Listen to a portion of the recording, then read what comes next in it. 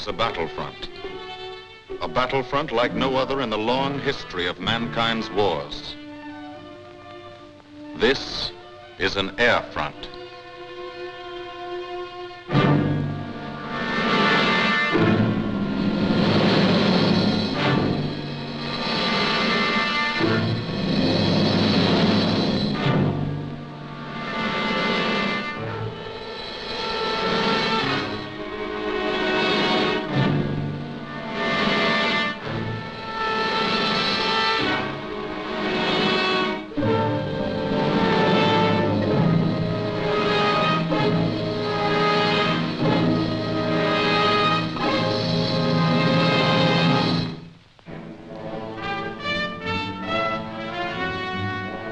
The working day begins, as it will end, with the ground crews, as much a part of the fortress as her wings.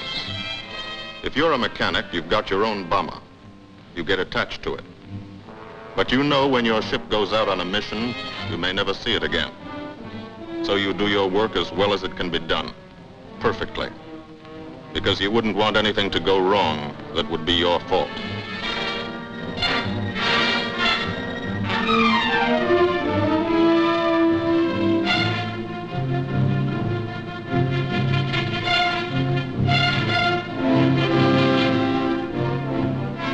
Today, the bombs will be taken from these bomb dumps somewhere in England and delivered to specific points in Wilhelmshaven, Germany.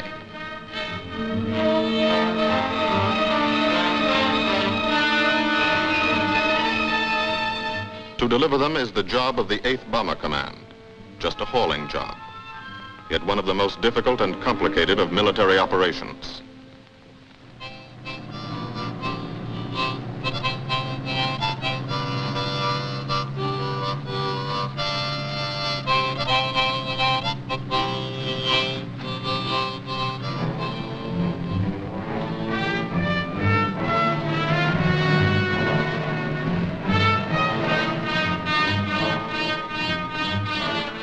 General purpose demolition bombs, impact velocity as high as 750 miles an hour, pierce 5 inches of armor plate, destroy a factory. Briefing at 0800. Pilots, bombardiers, and navigators take their places. The group commander, Colonel Stanley Ray, steps up to the target map, and for the first time you learn where you're going. Sometimes your face turns white when you find out. Sometimes the feeling you won't come back tightens your insides.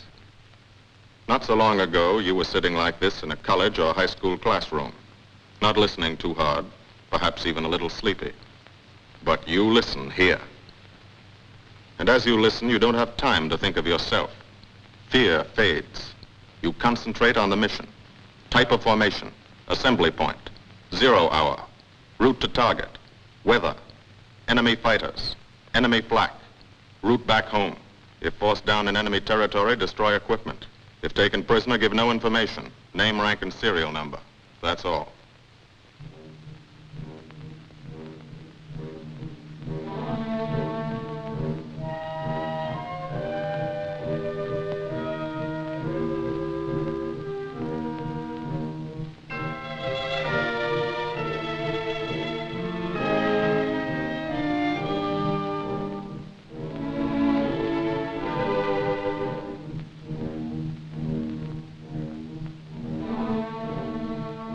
These are the passengers with one-way tickets. And this is the crew of the Memphis Belle, 324th Squadron, 91st Heavy Bombardment Group. Just one plane and one crew in one squadron, in one group, of one wing, of one Air Force, out of 15 United States Army Air Forces. Well, fellas, we've never had an easy ride over there yet. And today won't be any different. No escort except unfriendly. So keep your eyes peeled. Don't get excited and yell when you're talking on the intercom. Save your ammunition and make your shots count. And let me know what goes on back there, Quinlan. Yes, sir. Stay on the ball, gang, and she'll bring us back like she's always done. Okay? Let's go.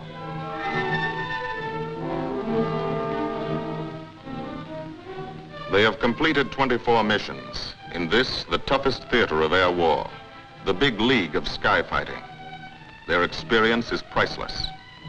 And so, if the Memphis Belle comes back this afternoon, they will be sent to bring the vital lessons they have learned to thousands of air crew men in training at home. Home is America.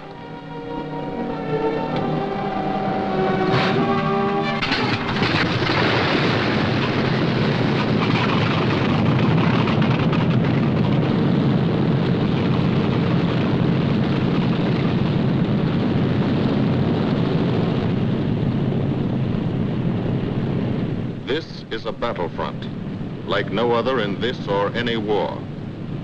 No monster armies, no booming cannon. Only the roaring engine sound of the bombers pounding through the quiet English countryside. This is an air front.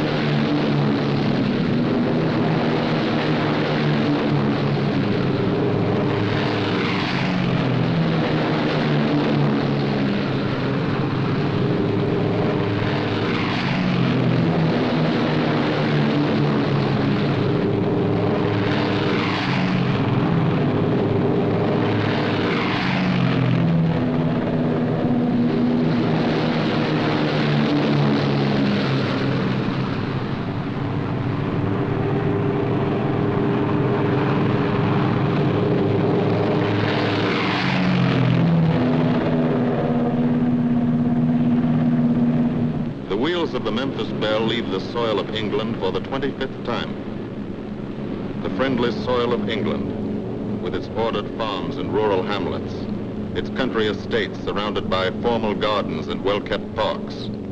The England these Americans knew only from the classics they had to read in school. The England of the towns and cities, whose people have defended their island's freedom for over 1,000 years. But today, their countryside has changed. Today, their island has been converted into a gigantic bomber field, a super aircraft carrier anchored off the shores of Fortress Europe, with hangars and machine shops, with hundreds of dispersal points, perimeter tracks, and concrete runways. This is England in its 5th year of war.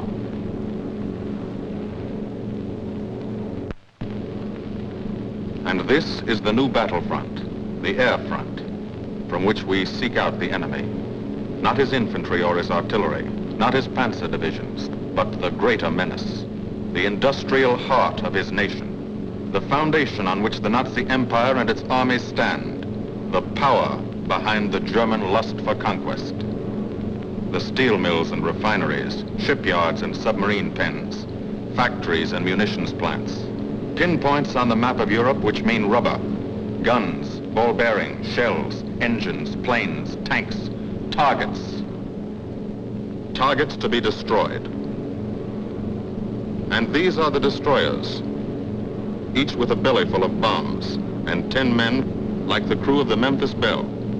Pilot Captain Robert Morgan, industrial engineer from Asheville, North Carolina. He's flown this ship across the Atlantic. The other pilot, Captain Jim Verinis, business administration student at the University of Connecticut. Radio operator and gunner, Sergeant Bob Hansen, construction worker from Spokane, Washington. Navigator, Captain Chuck Layton, chemistry student at Ohio Wesleyan. Engineer and top turret gunner, Sergeant Harold Locke from Green Bay, Wisconsin. Used to be a stevedore. Besides keeping the Belle in order, he covers the sky above. Tail gunner, Sergeant John Quinlan of Yonkers, New York. Clerked for a carpet company, but he quit December 8th, 1941. Ball turret gunner, Sergeant Cecil Scott. Firstman for a rubber company in Rahway, New Jersey. Pilot to crew, 10,000, put on oxygen. They're climbing higher now, 300 feet a minute. The strain on the planes and on the men is mounting. The rest of the crew, Bombardier Captain Vincent Evans, operated a fleet of trucks in Fort Worth, Texas. Waist gunners, on the right, Sergeant Bill Winchell, chemist for a paint company in Chicago. And on the left, Sergeant Tony Nastal, used to repair washing machines in Detroit when he was a kid. Now he's 19 and has 2 Nazi fighters, confirmed.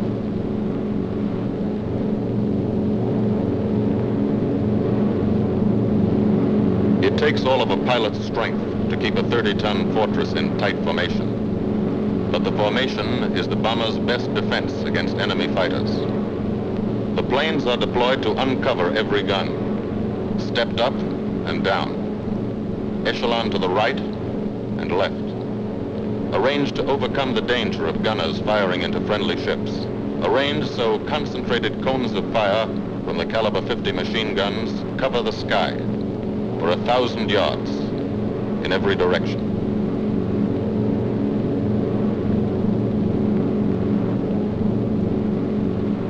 The friendly coast of England slips by below. It doesn't look like much now, but in a few hours when you come back, if you come back, this will be the most beautiful view in the world. Higher and higher, climbing to reach your best operational altitude, 25,000 feet, 5 miles straight up. So high you can't be seen from the ground with the naked eye. So high that after 1 minute without oxygen, you lose consciousness. After 20 minutes, you're dead.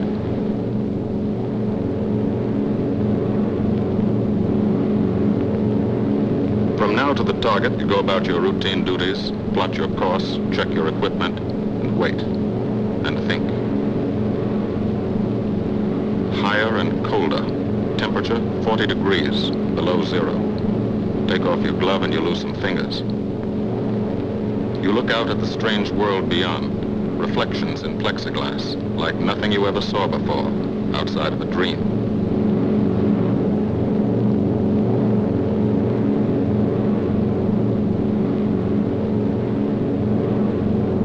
Higher and higher into the lifeless stratosphere, until the exhaust of the engines mixing with the cold, thin air condenses and streams the heavens with vapor trails.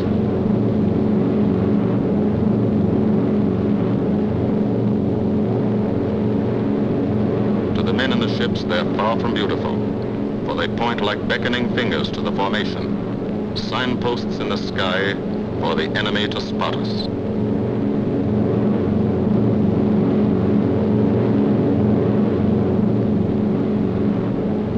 For these bombers to accomplish their mission, a plan is needed. Carefully worked out, timed to the minute. The job is to bomb Wilhelmshaven effectively and economically. The enemy is strong, skillful, determined to stop us. Here are his defenses. Airdromes, well dispersed. Each plane indicates a staffel or squadron of fighters.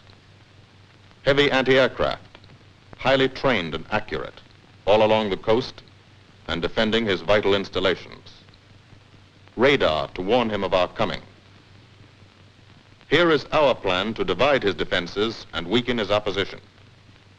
At 13:30 hours, shortly after takeoff, 6 groups of planes will be heading toward the enemy coast from 6 directions. The Blue Force, 100 B-24 Liberator 4-engine bombers. The White Force, 300 B-17 Flying Fortresses. The Green Force, 300 B-17s with an escort of 6 squadrons of P-47 Thunderbolts. A force of B-26 Marauders, twin-engine medium bombers, with 6 squadrons of RAF Spitfires escorting. Almost 1,000 planes and over 8,000 men in the air. The enemy alerts all his aerodromes. But which is our main force? What are our targets? Where should the Nazi controllers send their fighters? It's our job to make them guess, and guess wrong.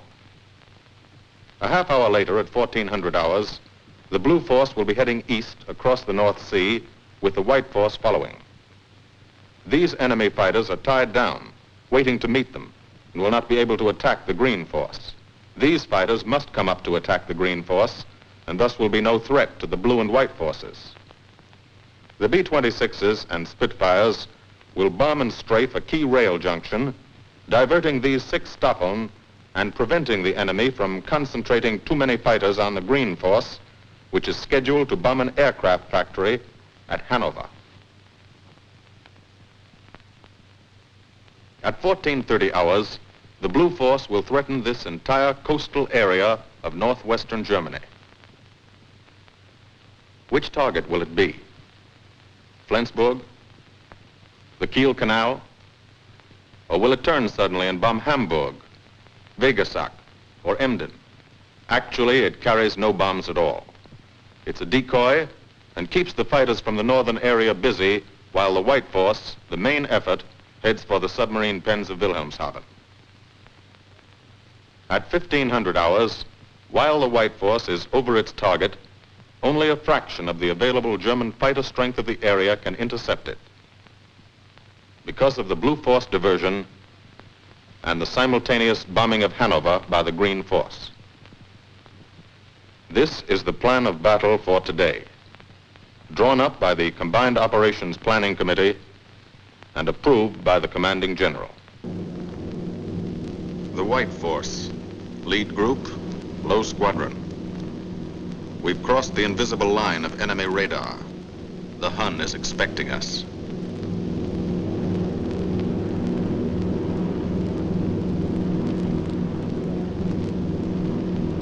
Steel helmets go on.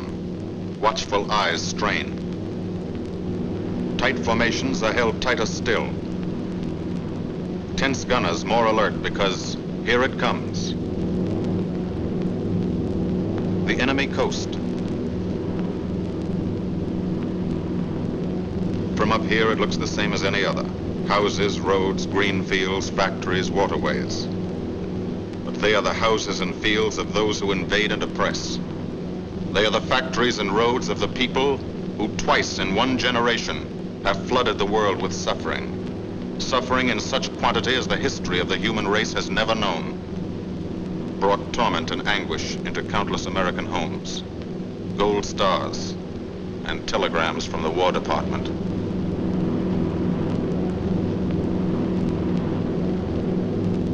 The first flak, just harmless-looking, silent puffs of smoke. Only each puff is a shell exploding, throwing shrapnel around the sky. Exactly the range, accurate flak by radio prediction. 5 miles down, Nazi anti-aircraft batteries have calculated the altitude, speed, and course. Where will the next one hit? You try not to be there.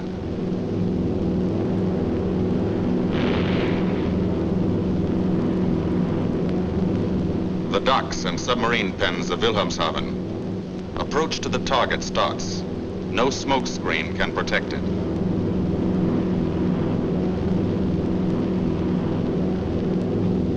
Now the enemy knows the path of your approach and walls that path with a flak barrage, but you fly right through it. Flak so thick you can get out and walk on it.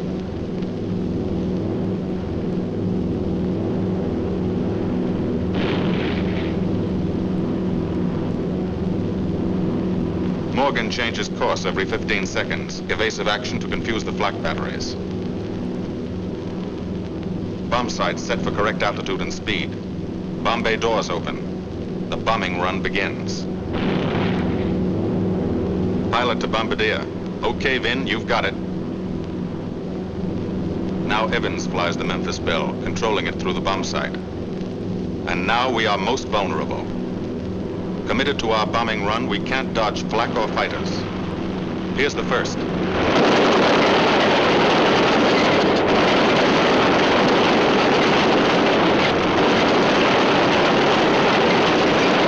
Top turret fires at him. Evans must ignore the battle. Crosshairs lined up on target. Adjustments for wind drift made. 2 more fighters diving from 9 o'clock. Flak now has the range too.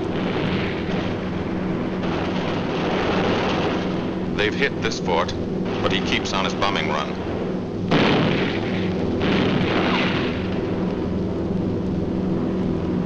As lead bombardier, Evans's aim must be good.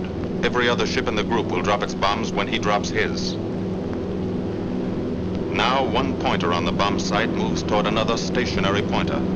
The instant they touch, bombs will release.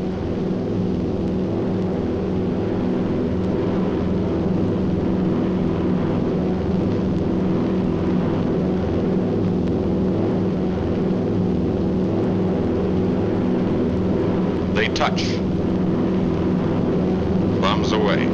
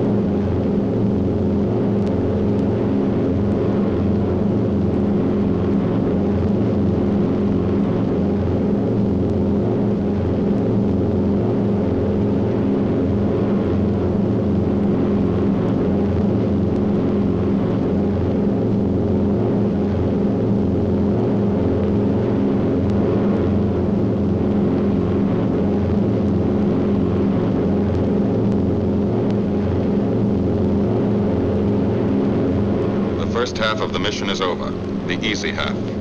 Now to get home.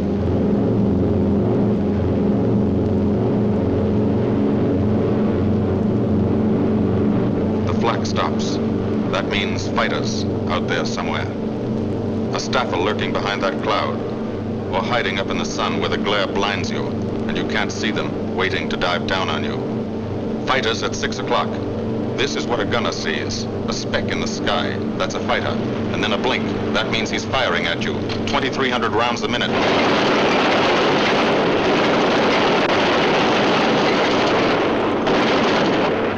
In a running battle, one of the most important instruments is the interphone.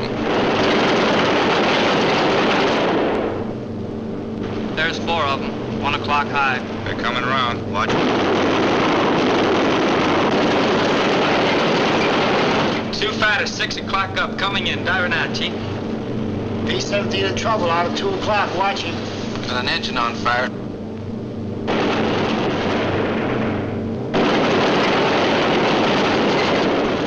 There's 2 more diving through the 94th. 3 planes, 9 o'clock, coming around. Keep your eye on them, boys. Coming around at 10. Watch them, Chuck. Keep your eyes open. Yeah. They're breaking at 11, breaking at 11. I got them. Coming around underneath at 10 o'clock. I see them. 2 at 2 o'clock. Watch them, Scotty. I got my sights on them. Check that B-17, Chuck, 3 o'clock. Motor smoking. Fighters, 10:30, coming around. Those 10:30 upper or lower?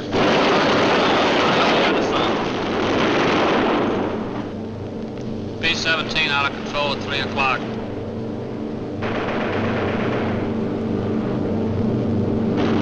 Come on, you guys, get out of that plane. Bail out. There's one. He come out of the bomb bay. Yeah, I see him. There's a tail gunner coming out. Watch out for fighters. Keep your eye on them, Bill. See any parachutes, Quinlan? 2 parachutes open. Flag at 9 o'clock. 8 men still in that B-17. Come on, the rest of you guys. Get out of there. Come on, bail It's out. on fire. There's 3 more shoots. Flak, 11 o'clock. Fighters, 6 o'clock. ME-109 at 3 o'clock. Keep after him, Mitchell. I see him. I'm on him. Come on, you son of a bitch.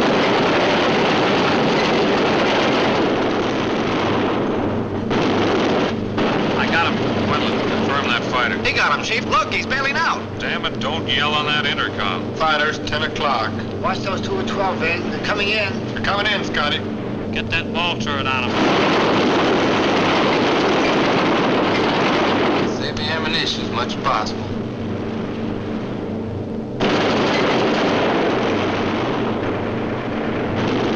Watch that fighter coming in the 3 o'clock. He's coming in a half roll. Pull her up, Chief. Pull her up. Hurry.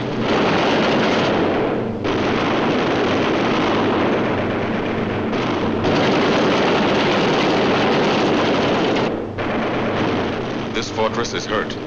Engine on fire, losing airspeed and altitude. Drifting into the flak, alone and helpless.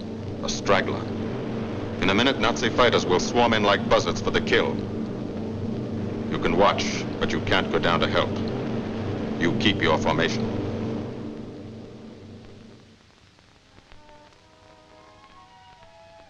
Here, too, the mission is being flown. None the less real for being in the minds and hearts of these men behind. Ask anybody who's been to a field in England, or anywhere else our bombers are based, and he'll tell you that there's drama here, too. Waiting to see who's coming back. To watch them, you might not realize how tense these ground crews are. But they are tense, and plenty worried. In Air Force talk, this waiting is known as sweating out the mission. These men know the flight plan. Their watches told them when the bombers were running into enemy flak, when they were over the target, when they left the enemy coast. And now their watches tell them the bombers should be nearing the field. Every ear strains for the first sound of the engines. And then somebody hears them. And somebody sees the first faint specks in the distant sky.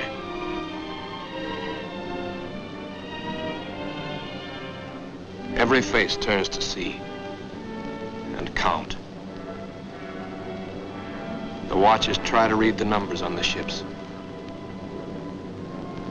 These planes have priority to land first. The colored flares mean wounded aboard. In the hospital window, these watching men know what that means. They know what it feels like to lie on a bouncing fortress floor for hundreds of miles through the frozen stratosphere in great pain, with the other men in your crew fighting to keep you alive until they hit the field. The field. Home. It'll be okay then, because there'll be medical care, the best, as soon as the wheels of your plane stop rolling.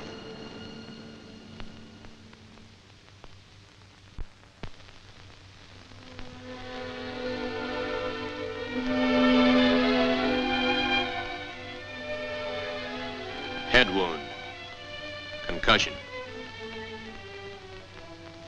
20-millimeter cannon shell exploded in his radio compartment.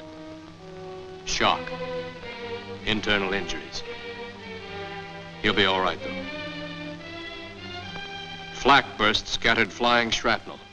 He's full of steel splinters. This pilot's leg is not a pretty sight. Neither are the docks at Wilhelmshaven. These men will all get the Purple Heart. And this man, too, posthumously.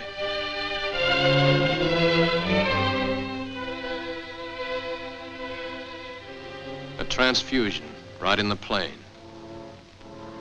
This gunner's too weak to be moved. The new life-giving blood flowing into his veins might be the blood of a high school girl in Des Moines, a miner in Alabama, a movie star in Hollywood, or it might be your blood.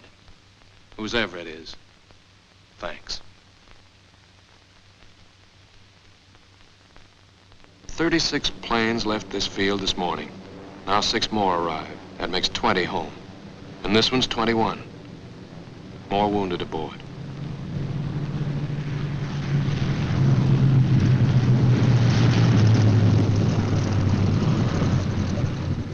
.22, coming in with his left inboard engine dead.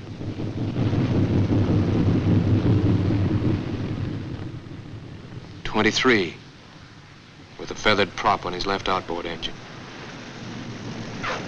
.24, Southern Comfort, with a chunk of tail gone. .25, They flew home on their luck. 26. Not a scratch. The control tower learns that 2 more landed at a British field to the south. 1 a crash landing, crew safe. That makes 28. 29. A rough landing, but her pilot's badly hurt. It's a wonder he brought her back at all. 29 planes back, so far. 29 out of 36. Our losses were heavy, but the enemy's were far heavier. We destroyed a German aircraft factory, a rail junction, submarine pens, docks, and harbor installations. That's specific, known damage. But who can tell the number of German torpedoes that will not be fired, the number of our convoys that will get through now, the soldiers' and seamen's lives that will be saved, or the battles that will be won instead of lost because of what these bombers and airmen did today.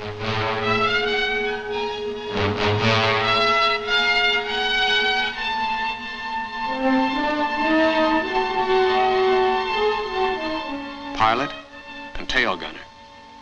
They can laugh now. Fire on the inboard engine did this. Flames streaked back and burned the stabilizer, too. Another crew luck brought back.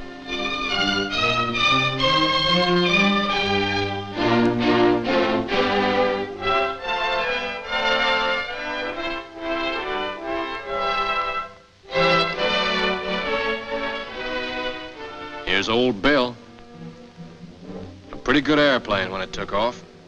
Lost its nose, lost its navigator, bombardier wounded, top turret gunner and pilot hit. Hydraulic system shot out, no brakes, no flaps. But old Bill came back.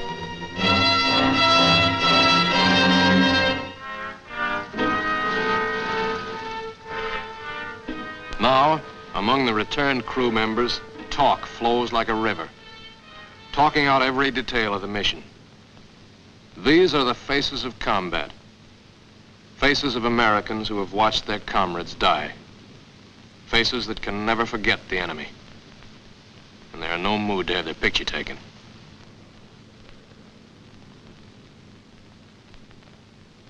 In the control tower, Colonel Ray, the group CO, is still watching and waiting. And then he spots the last flight. 3 more planes. And one of them is the ship everyone has been pulling for. The Memphis Belle. The last few miles of this trip have been a joyride. The strain is over. They can leave their guns now. Now they know they're going to go home. To Spokane, Green Bay, Asheville, Detroit, Chicago, Fort Worth, and Yonkers.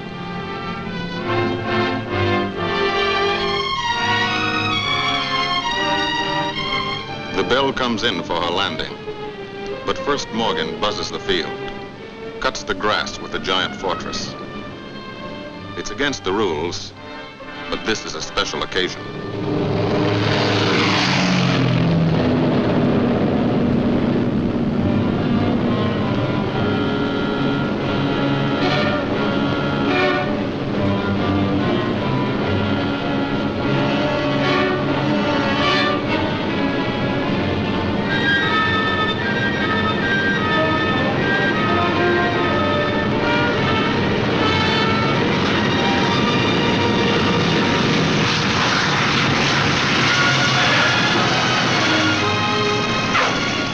Of the Memphis Belle come back to the soil of England for the 25th time.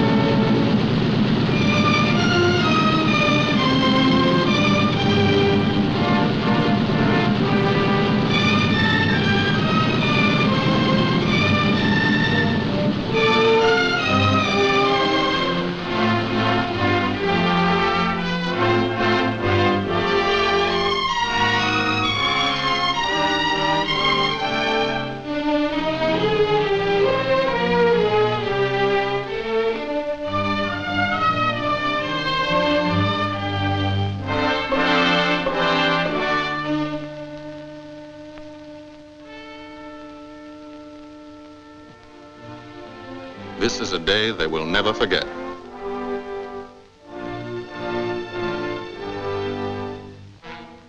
Another great day soon after, Brigadier General Hansel visited the field and presented the Distinguished Flying Cross to every member of the crew.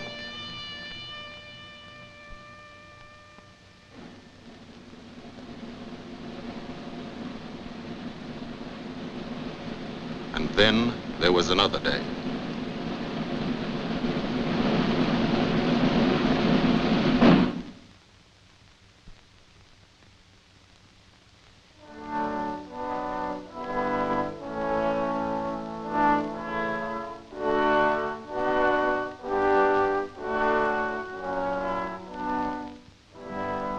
Their Majesties, the King and Queen of England.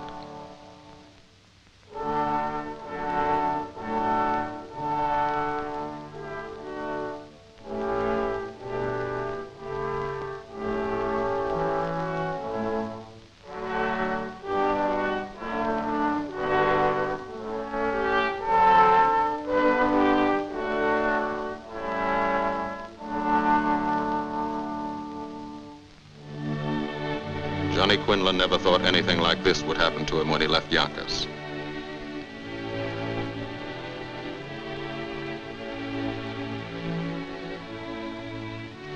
The ground crew were a little self-conscious about being dressed in fatigues, but the Queen thought they were very nice.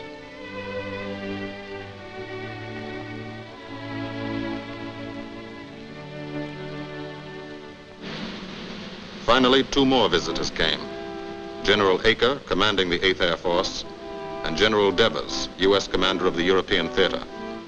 The Belle crew received them in flying clothes, as General Acre read the order for what he called their 26th and most important mission. Return to America to train new crews and to tell the people what we're doing here. To thank them for their help and support and tell them to keep it up so we can keep it up. So we can bomb the enemy again and again and again until he has had enough. And then we can all come home.